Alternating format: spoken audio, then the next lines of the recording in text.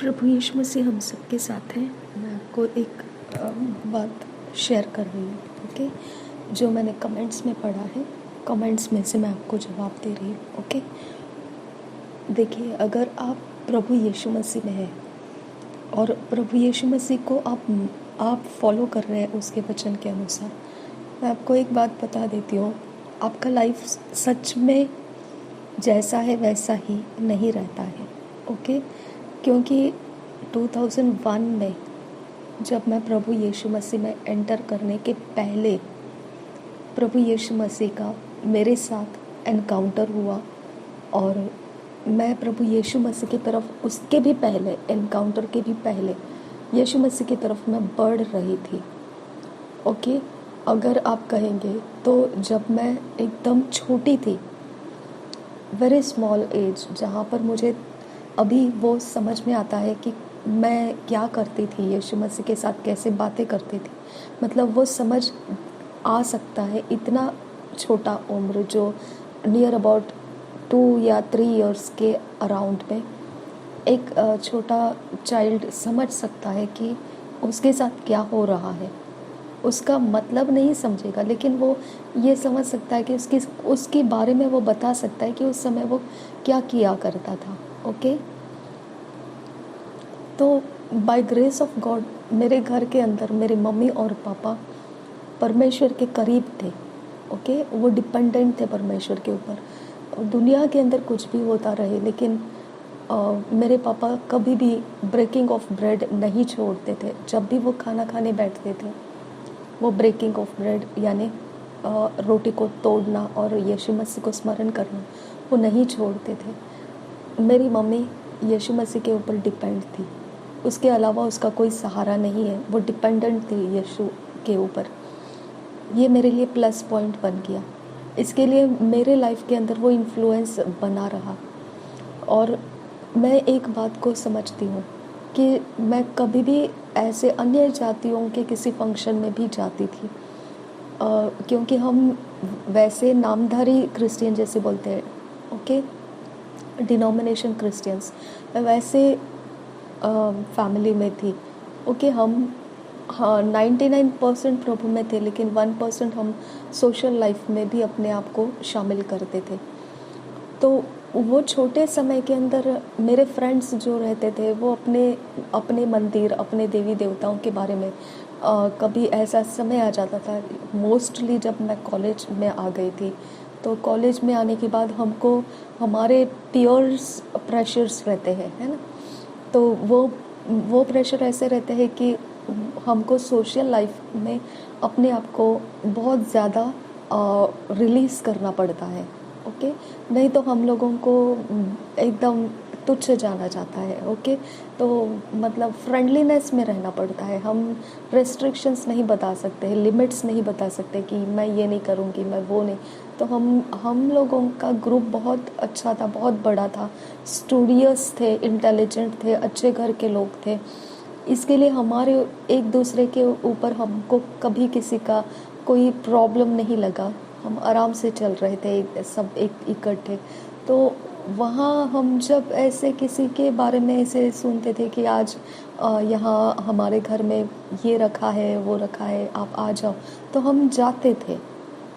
लेकिन ना, जब मैं जाती थी तो अब सब हाथ जोड़ते थे वो मूर्तियों के सामने वगैरह, तो एक फॉर्मेलिटी बोलकर हम लोगों को भी मैं हाथ तो नहीं जोड़ती थी, लेकिन एक फॉर्मेलिटी के हिसाब से मैं जब उसके सामने से गुजरती थी तो मैं अंदर से ये बोलती थी कि मैं प्रभु यीशु मसीह,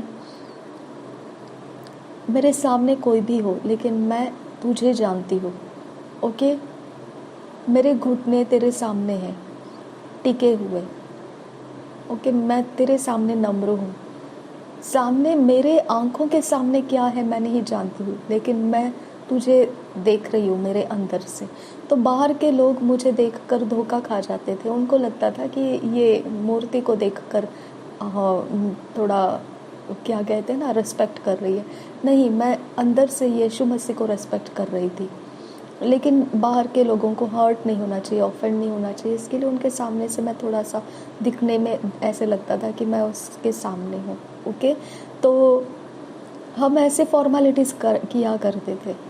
ओके, तो जब मैं प्रभु यीशु मसीह में मेरा आगे बढ़ना शुरू हो गया था, मैं वर्शिप सॉन्ग्स बहुत गाती थी, बहुत बहुत मीन्स हद के बाहर। ओके, और मेरे वर्शिप सिंगिंग में एक अनॉइंटिंग भी रहा करता था परमेश्वर का, कि एक सूदिंग अफेक्ट रहता था, जो मुझे मेरे रिलेटिव्स, मेरे मम्मी के जो भाई, ये सब मुझे बताते थे कि आपकी वजह से हमको बहुत रिलैक्स फील होता है जब आप सिंगिंग कर रहे, आप करते रहो। छोटे बच्चे थे तो हम लोगों को कोई डांटता नहीं था, और मॉर्निंग में, अर्ली मॉर्निंग में 4 o'clock को उठकर हमको वर्शिप करना, प्रेयर करना, फ्रेश हो जाना, और फिर होमवर्क करना।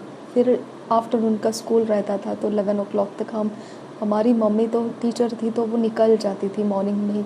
हम अकेले ही अपने ड्रेसिंग करना, स्कूल बैग्स भरना, रेडी हो जाना, घर से जाना, स्कूल बस में से होकर आना रिटर्न, तो ये सारे हम अकेले करते थे। ओके, तो घर में आने के बाद भी 7 o'clock का फैमिली प्रेयर, फिर उसके बाद हमारा खाना, और कोई होमवर्क वगैरह कुछ नहीं, इमीडिएट कुछ स्कूल का स्टडी है जो हमको प्रेशर लगता है तो थोड़ा बहुत कर लेते थे, लेकिन इमीडिएटली खाना और फैमिली प्रेयर 7 o'clock के आगे हम ख़त्म करके सो जाते थे। हम लोगों को याद नहीं है कभी हमने उसके आगे समय रात भर बिताया होगा। ओके, और अर्ली मॉर्निंग में 4 o'clock को हमको उठना ही पड़ता था, डिसिप्लिन था वो। तो ये तरह से हमारा लाइफ में यीशु मसीह का मूवमेंट हम देख पाते हैं। ओके, वहाँ से जब हम आगे निकले तो ये एक समय आ गया कि हमारा कंपटीशन बढ़ गया था जॉब के अंदर, और जॉब सर्च करने के अंदर, जॉब के अंदर रुकने का कंपटीशन बढ़ गया था।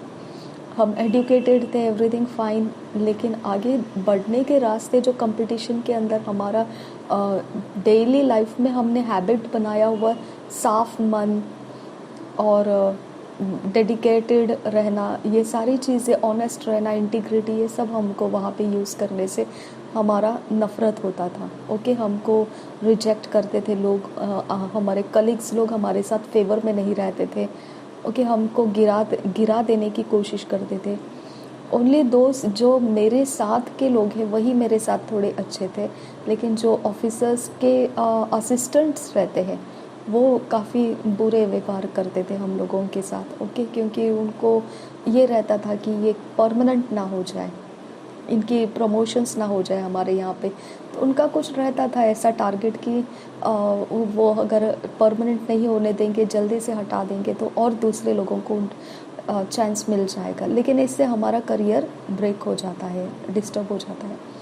तो वो फाइट मैं नहीं कर पाई, तो वहाँ पे मैंने यीशु मसीह को पुकारना शुरू किया। मैंने बोला, ये तो मेरे से नहीं बनेगा, तूने मुझे बचपन से जो सिखाया है वही मैं जीऊँगी, ये तो मेरे से नहीं बनेगा। और मैंने लास्ट में फाइनल ये लिया था कि डिसीजन कि बस मुझे आगे नहीं जीना है। आपको मैं ये रास्ता इसीलिए बता रही हूँ कि जो यीशु मसीह के साथ चलता है वहाँ पे लाइफ चेंज हो जाता है। ओके, हमारे पास वो बैड स्टोरीज नहीं रहती है जो हम पुराने वक्त से रटते हुए आए हैं। ओके, तो देखिए मेरा लाइफ कहाँ पर था, बचपन से लेकर अभी तक कैसे रहा, मैंने अभी एक शॉर्ट में मैंने आपको बता दिया। फिर एक समय ऐसा भी आ गया कि जहाँ पर मैं आगे रुक नहीं सकती हूँ, मेरे लाइफ को फुल स्टॉप लगने वाला था, वहाँ पे अब ANM मिनिस्ट्री आ गई दोबारा। ओके, तो 2001 में मेरा लाइफ रुकने वाला था, वहाँ पे प्रभु यीशु मसीह का एनकाउंटर हो गया, मेरा लाइफ मिनिस्ट्री में शुरू हो गया। अभी ये 2023, मेरा लाइफ 22 के बाद अक्टूबर 15 अक्टूबर 2022 को जो मेरे मम्मी का लास्ट ब्रीथ हुआ, उसके बाद फिर एक समय ऐसा आ गया था मेरे माइंड में कि बस मैं मिनिस्ट्री नहीं करूँगी, मैं स्टॉप करूँगी, क्योंकि मैं पावरलेस हूँ ये मैटर में, क्योंकि मुझ में वो पावर नहीं है जो लोगों को बचा सकता है। ओके, तो मैंने अपने आप को डिफिटेड मान लिया था, मैंने अपने आप को ये सोचा था कि नो, इट्स फिनिश। जब मेरे अंदर इतनी पावर नहीं है, परमेश्वर मुझे उसकी काबिलियत में नहीं देखता है, तो ministry is nothing for me. Okay, तो वो एरिया मेरे लिए नहीं है। तो मैंने इस तरह से अपने आप को माइनस पॉइंट में डाल दिया था, डिफिटेड लाइफ में ढकेल दिया था। और मैंने ये सोचा था आराम से खाएंगे, जिएंगे, यीशु का नाम लेंगे, आराधना करेंगे, नॉर्मल लाइफ जिएंगे और लास्ट ब्रेथ तक यीशु को नहीं छोड़ना है, बस इतना मैंने माइंड में लिया था। तो मैंने यूट्यूब वगैरह ये जो हमारे काम थे इसमें भी मैंने बहुत ही कम कर दिया अपने आप को, बहुत ही कम, क्योंकि जहाँ मैं खुद ओवरकम नहीं कर सकी उसको मैं दूसरों को क्या सिखाऊं ओवरकम करना। ओके, तो मैंने वहाँ पे अपना फुल स्टॉप डाल दिया था, मैं आगे नहीं जा रही थी, सब कुछ मैंने स्टॉप करने की सोची थी। और 23 में ANM मिनिस्ट्री शुरू हो गई। ओके, हमारे यहाँ पे ब्रांच शुरू हो गया। देखिए, फिर मेरे वहाँ जहाँ फुल स्टॉप लगाकर मैं वहाँ पर गई थी ब्रांच में कि मैं फुल स्टॉप दे रही हूँ, मेरा जो कुछ भी है वो मैं सरेंडर करना चाहती हूँ प्रभु के मिनिस्ट्री में, और मैं अपने हाथ खाली करके बस मरने का इंतज़ार में लग जाऊँगी, सिर्फ प्रभु प्रभु करते रहूँगी और कोई सेवा वगैरह नहीं करूँगी। ये तरह से मैं वहाँ गई थी। लेकिन जैसे जब मैं ये सोच के गई थी, आज मैं 24 है, 2024, ओके, 2024 का ईयर चल रहा है। अगेन ये अक्टूबर मंथ के नज़दीक पहुंच रहे हम। जो उस समय मेरी अवस्था थी 2022 के अक्टूबर मंथ में, आज 2024 में आप देखिए मेरा बदलाव क्या है। मैं डबल स्पीड से, डबल स्ट्रेंथ से, डबल गिफ्ट्स के साथ, डबल पावर के साथ, एवरीथिंग मल्टीप्लाइड के साथ मैं परमेश्वर के काम में लग चुकी हूँ। फुल स्टॉप हट गया, परमेश्वर ने मुझे आगे खींच लिया है। ओके, मैं आपको बताना चाहती हूँ जीसस क्राइस्ट फेक लाइफ नहीं है। आपको ओल्ड स्टोरीज अगर आपकी हट नहीं रही है, प्रॉब्लम आपको कुछ तो है। Okay, something is wrong with you. आप उसके बारे में मजाक नहीं कर सकते हैं। मेरे पास ओल्ड प्रॉब्लम्स बहुत थे जो मुझे, जहाँ पर मैं रहती हूँ वहाँ के लोग मुझे सताते थे, कुछ होता था ऐसे इविल पावर्स के बारे में सब कुछ होता था। लेकिन जब मैं प्रेयर करती थी, मैं परमेश्वर के सामने अपने आप को सरेंडर करती थी, वो प्रॉब्लम्स धीमे हो जाते थे। ओके, देखिए, जिद करने वाले चाहे जितने भी जिद करें, परमेश्वर का आवाज़ उठता ही उठता है, और उसके आवाज़ से हिरनी का गर्भपात हो जाता है, उसकी आवाज़ से पृथ्वी कंपकपा जाती है। ऐसा कौन सा आइडल का नाम है जो यहोवा के सामने कंपकपाएगा नहीं। ओके, आपको मैं ऐसे पूछ रही हूँ जो बोलते हैं कि मेरे प्रॉब्लम्स रिजॉल्व नहीं हो रहे। ओके, ऐसा, ये पृथ्वी के ऊपर आइडल्स के अलावा कोई नहीं है आपको सताने के लिए। जो लोग सताते हैं उनके पास आइडल रहता है, और आइडल ये एक सिर्फ इमेज है। ओके, वो लोगों के कांटेक्ट के लिए, जैसे हम मनुष्य एक दूसरे को फेलोशिप देते हैं, तो दुष्ट आत्माओं को अगर फेलोशिप देना है मनुष्य को, उससे कुछ काम करके लेना है। जो यहोवा की आत्माएं, यहोवा के मानने वाली आत्माएं नहीं है, ओके, उनको हम दुष्ट आत्मा बोलते हैं। अब लोग वो आत्माओं को अगर मानते हैं और उनसे काम करवा के लेते हैं, तो आत्मा शरीर एक नहीं बनता है, तो उन आत्माओं के लिए वो एक मिट्टी का बर्तन बनाते हैं, लकड़ी का बर्तन बनाते हैं, सोने चांदी का बर्तन बनाते हैं, जिसके अंदर वो आत्मा आकर रहता है। ओके, तो ये कोई भी इंसान आपका विरोध करता है, आपको परसिक्यूट करता है, वो आइडल के बिना नहीं करता है, उसका कांटेक्ट पॉइंट आइडल रहता है। ओके, और भजन संहिता में 115 या 135 मैं आपको बताऊंगी, आइडल के बारे में बहुत कुछ लिखा है उसके अंदर, यानी इन्हीं स्पिरिट्स के बारे में।